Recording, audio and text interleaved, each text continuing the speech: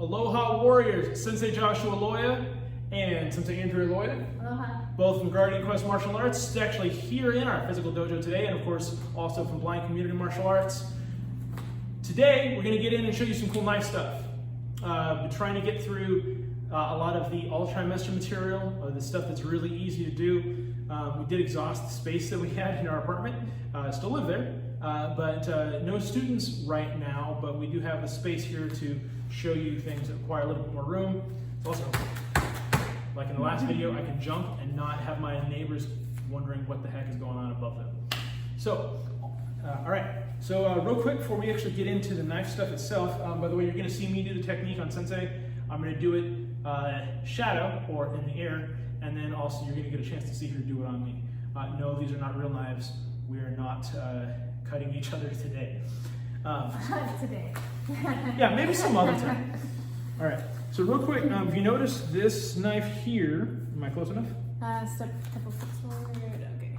All right, and when the sheltering in place stuff ends, or we kind of restrictions ease, then we might be able to have some other people come in and help us record.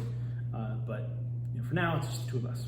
So if you notice, this knife here does not have a guard. There's no hilt or there's no protection. So, you know, if I stab, and because this is a rubber knife, I can do this. If I stab and it sticks, and my hand keeps sliding because of sweat or blood or otherwise, really easy to cut my hand. If it's sharp enough, I can cut my fingers off. Unlikely, but possible. I prefer not to risk that if I have to use a knife to defend myself, either mine or somebody else's. The point is that in order to protect against that, take this pinky and I put it on the underside of the knife. A little bit closer. Yeah, there. So you see how my pinky's on the bottom here? So if you have a knife that doesn't have a guard on it, like say for instance, if somebody breaks into your house, you grab a steak knife from your block or from your drawer, chances are it doesn't have a hilt on it, unless you got these really cool, they have these katana knives from ThinkGeek. No, they're not a sponsor. They certainly could be if they wanted to, but that's an exception. All right, so make sure that you have that pinky there, and then of course, if you do an outside hammer or any kind of hammering motion, make sure you get it out of the way, because this move doesn't do a whole lot if you end up breaking your finger. So, and I'll demonstrate that in a minute because that's actually one of the moves of the knife set. So again, this is very, very basic. Another thing about Guardian Kempo and its related arts, we are not a one strike hard and kill in that first movement. This isn't Cobra Kai either. But the point is though, is that we do one move and then we do another move and then we do another move and we keep going. And then we stop as soon as it's done, because it might be done on the first move, but it might take 3 or 4 or 5 or more. So this is a 5-move set. This is not about the footwork. This is not about the blocking or the defense. This is just a series of movements so you can practice some of the most commonly available attacks if you happen to have a knife in your hand. So I'm gonna put my hand up here on her shoulder so I know where I'm actually stabbing. First move is I'm gonna stab straight here into her abdomen. So it's a middle thrust. We call it a middle thrust. You'll notice a lot of the Guardian Kempo Kajuko Do techniques have very descriptive names, and we'll want there to be no ambiguity, no confusion as to what the move is. So this is a middle thrust. It's a straightforward thrust straight into her body. Now I normally would have this hand up to guard, but I want you to be able to see. So from there, and then in theory, if it's still in there, and I'm going to transition to the middle outside slash, which is the next move in the technique set, is I keep it in and I rotate it and make that wound bigger. And then I slash out towards her shoulder. And again, I'm going to use my hand to just for guidance so I know where she is. High inside thrust to her neck. Again, same thing is I rotate and I come down, diagonal inside slash. So I make that wound on her neck even larger.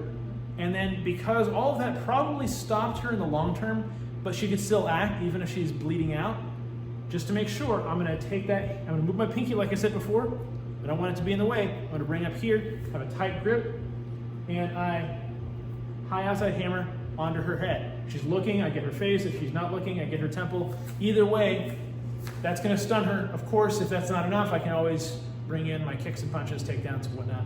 But chances are, after those, that's going to give me some room to move. So again, this is just a very basic thing. I'll do it one more time with Sensei. So middle thrust. So this is how you know I'm blind, right? Middle thrust, middle outside slash, high inside thrust, diagonal inside slash, high outside hammer. I'm used to practicing this by myself when I'm practicing on somebody who is my size.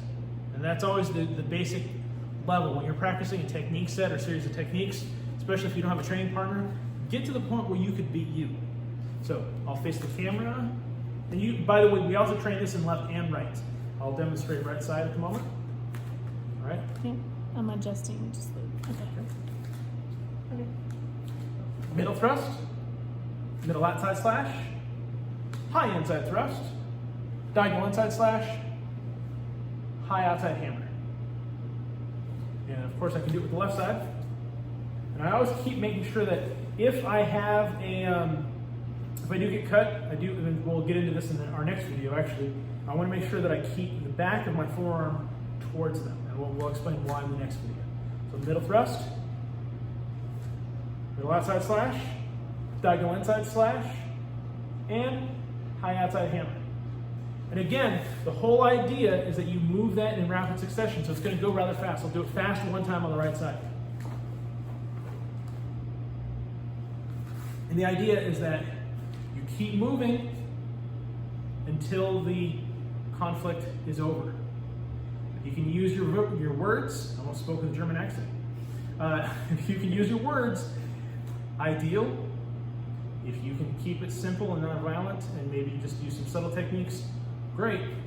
Unfortunately, there are those instances where you may need to injure or even kill. And so we want to make sure you know how to do that as efficiently as possible so that if the time calls for it, you have that available to you. So Sensei Andrew's going to do the technique to me. You want to use my knife or you use yours? I got it. All right. And again, because these are rubber knives, she doesn't have to worry about hurting me.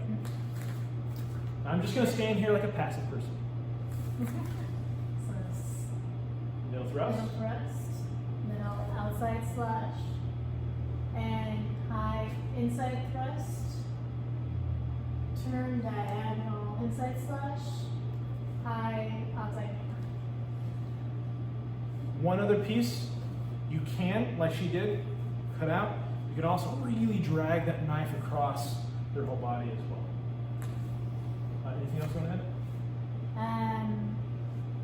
Yeah, just so I'm gonna do middle thrust, and then when I do the slash, my knife is not. I'm not going all the way out here, so you can kind of see I'm like outside of the camera view, and I want to keep it close between my two shoulders.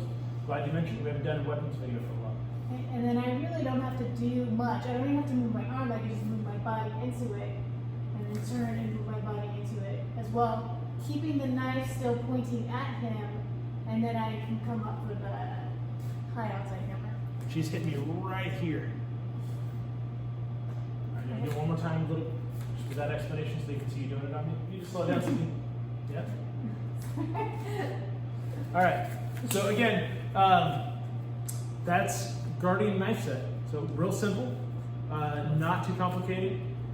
Obviously, just because it's simple doesn't mean you're going to be an expert at it the first time you try it. We had a student one time, he was a white belt, brand new student, learned a technique set in our sword material. And after 10 minutes, it's like, oh, I'm so mad, I haven't mastered it yet. Now, in retrospect, you realize how silly that was. But of course, sometimes while you're in the midst of it, you get really frustrated with yourself. So again, just practice it, work on it, and we're going to get into the next video. We're going to show you some basic defense drills to swords, or to swords.